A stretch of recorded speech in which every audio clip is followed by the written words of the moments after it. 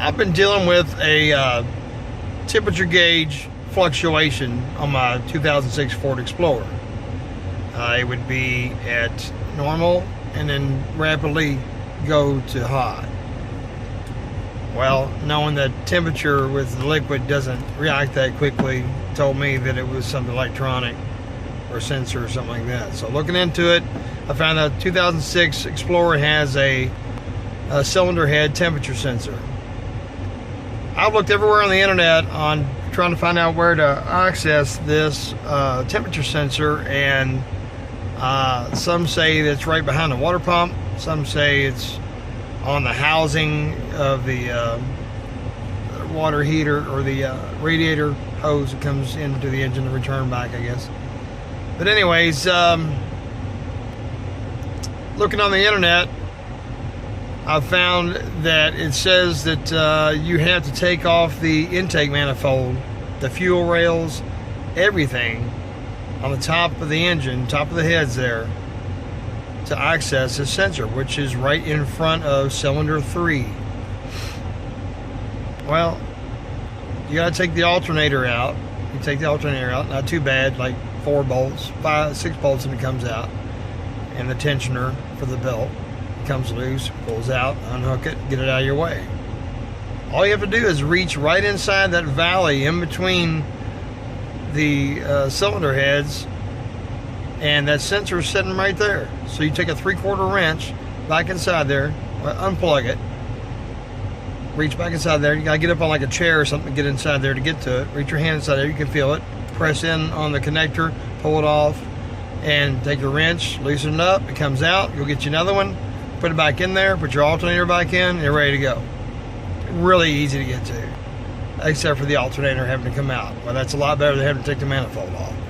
So, but anyways, I hope this helps somebody out, because it sure was a blessing to me to reach inside there and feel that sucker. So, good luck.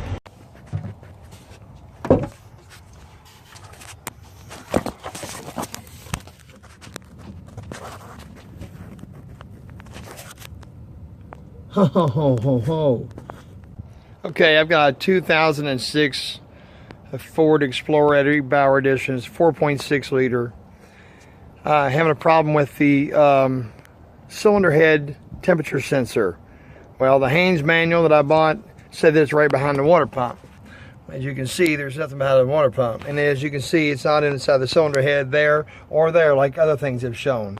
It is right back there. Everything I've seen on YouTube and on the internet says you got to take the whole intake off. All this, fuel rails, the whole deal. All you got to do is reach inside here with a 3/4 wrench. That's the connector right there. I've done taking the unit out. But reach inside there, put your wrench in there, turn that out, put your new one in. Of course, I didn't have to take the alternator out. It sits right there. So you take the alternator out, and you can access it. Right through the valley of the heads right there. It's right there. Don't have to take all this off. That's ridiculous. Now, the video I just showed you showed up inside the little valley there between the cylinder heads. But I showed the connector that goes to that little device, that transducer, that piece that goes bad, the sensor. It was actually laying down, the connector was laying down in the bottom of the little valley there between the cylinder heads.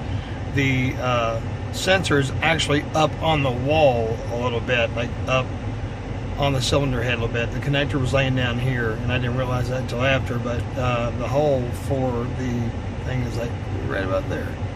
And the connector was laying here. So don't let that fool you where you're looking down here for it when it's actually up on the wall a little bit. If you take your phone on camera with the light on, take it up inside there for like a little laparoscopy type deal, and look up inside there with your camera and pull it out and watch the little movie and see where it's at. That's what I did. Good luck to you.